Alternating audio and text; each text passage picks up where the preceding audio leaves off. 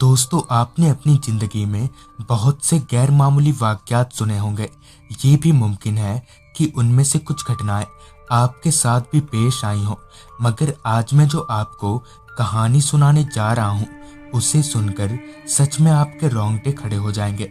दिन के करीब 11 बज रहे थे। सतपाल की ट्रक अपनी पूरी रफ्तार में नेशनल हाईवे 49 पर आगे बढ़े जा रही थी। ट्रक चला रहा सतपाल थोड़ा थका सा महसूस कर रहा था, क्योंकि उसने कल रात भर ट्रक चलाया था।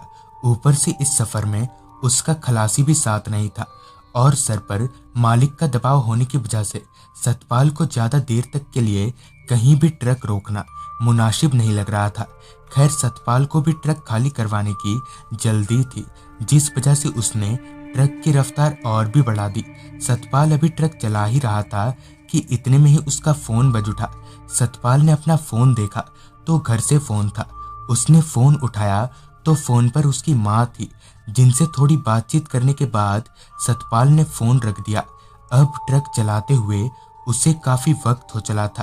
तभी उसने थोड़ा सुस्ताने के लिए ट्रक को एक ढाबे पर रोका। दोपहर का वक्त होने की वजह से सतपाल ने सोचा कि क्यों न यहीं से खाना पीना करके निकला जाए। ढाबे पर से खाना खाने के बाद करीब 2 बजे तक सतपाल ट्रक लेकर आगे की तरफ निकल पड़ा। थोड़ी देर उस ढाबे पर सुस्ताने के बाद अब सतपाल को जरा अच्छा महसूस हो रहा था। कुछ घंटों बाद ही दिन ढलने को हो गया। अब आसमान में तब्दीली आने लगी थी। थोड़ी ही देर में सतपाल वेस्ट बंगाल एंटर हो गया और उस जगह पर भी जहां सतपाल को ट्रक खाली करवाना था। कुछ आधा घंटा बाद जब ट्रक अनलोड हुआ तब वो वापस छत्तीसगढ़ की तरफ आगे बढ़ने लगा। अब तक पूरी तरह से रात हो चुकी थी और अब आसमान पर सूरज की जगह चांद ने ले ली थी। चांद की मध्यम रोशनी के बीच हाईवे का नजारा बड़ा ही अच्छा सा लग रहा था। सतपाल अपनी पूरी रफ्तार में ट्रक को भगाए जा रहा था। अभी वो ट्रक चला ही रहा था कि तभी उसका पेट बजने लगा, मगर ये आवाज भूख लगने की नहीं थी, बल्कि उसका पेट बिगड़ रहा था और साथ ही सतपाल को हल्का होने की जरूरत महसूस हो रही थी।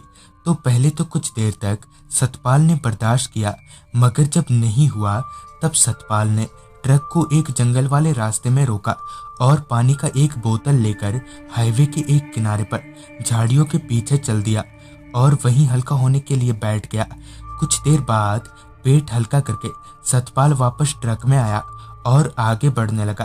ट्रक चलाते हुए अब सतपाल को भूख लगने लगी थी और अब रात भी काफी हो चुकी थी, मगर ना तो हाईवे पर उसे कोई ढाबा दिख रहा था और ना ही कुछ ऐसा जिससे सतपाल अपनी भूख मिटा सके।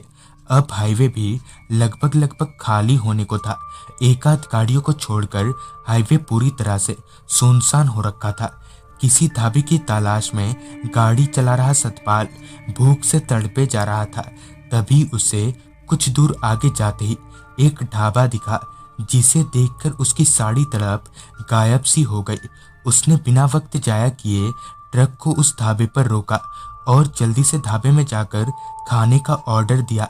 कुछ मिनटों में खाना आया। फिर सतपाल ने दबाकर खाना खाया और खाना पीना हो जाने के बाद वापस छत्तीसगढ़ की तरफ आगे बढ़ने लगा। ट्रक चलाते हुए सतपाल ने एक नज़र मोबाइल पर डाली तो वक्त हो रहा था रात के 11:30 बजे का, मगर फिर भी हाईवे पर 1-2 ट्रकें दिख ही रही थीं। ट्रक हवा से बातें करते हुए आगे बढ़े जा रही थी। ऐसे ही ट्रक चलाते चलाते रात के 2 बज गए। अब सतपाल की ट्रक जिस रास्ते पर थी वो रास्ता पूरी तरह से खाली हो रखा था। इससे पिछले वाले रास्ते पर तो एक आध गाड़ियां भी दिख रही थी, मगर इस रास्ते पर ना तो कोई गाड़ी दिख रही थी और ना ही कोई इंसान।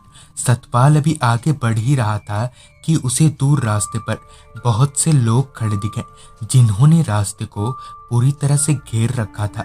सतपाल की ट्रक काफी रफ्तार में थी, पर किसी तरह से सतपाल ने ऐन वक्त पर ट्रक को रोक दिया और ट्रक घसीटती हुई बिल्कुल उन लोगों के पास जाकर रुकी। उन सब ने पीछे की तरफ अपना मुंह किया हुआ था, जिस वजह से सतपाल उनका चेहरा नहीं देख पा रहा था। उसने बहुत बार हॉर्न बजाया, मगर वो लोग रोड पर उसी तरह से खड़े रहे। सतपाल ने खिड़की से अपना माथा निकालकर उन लोगों को हटने को कहा, मगर वो लोग ज्यों के त्यों ही खड़े रहे। जब बहुत बार कुछ करने के बाद भी कुछ नहीं हुआ, तब सतपाल ट्रक से नीचे उतरा और उनकी तरफ बढ़ते हुए बोला, ये बीच रास्ते में तुम लोग क्या कर रहे हो? फिर जब सतपाल उन लोगों के पास पहुंचा तो उनमें से एक आदमी सतपाल की तरफ पीछे पलटते हुए बोला, हमें इतनी जल्दी भूल गए। फिर जब सतपाल ने उस आदमी का चेहरा देखा तो वो समझ गया कि ये कौन लोग हैं। उन सब के चेहरे बुरी तरह से कटे फटे थे।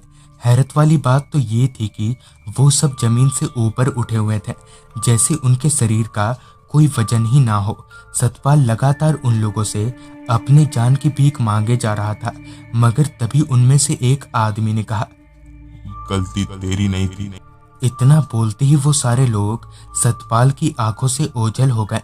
रास्ता क्लियर पाकर सतपाल तुरंत ही अपने ट्रक में आया और हवा की रफ्तार से ट्रक लेकर आगे की तरफ चलता बना।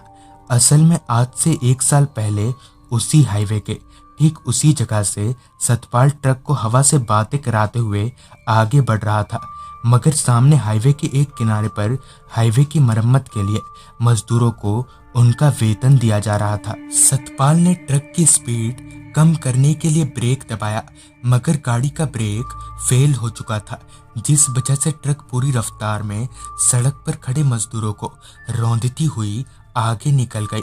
हालांकि इस हादसे में सतपाल का एक हाथ भी टूट गया था, मगर उन सारे मासूम मजदूरों की मौकाए वारदात पर ही मौत हो गई थी। इस घटना के ठीक 1 साल बाद सतपाल उसी रास्ते से गुजरा तो उसे उन मजदूरों की आत्माएं दिखाई पड़ी। तो दोस्तों, ये थी आज की कहानी।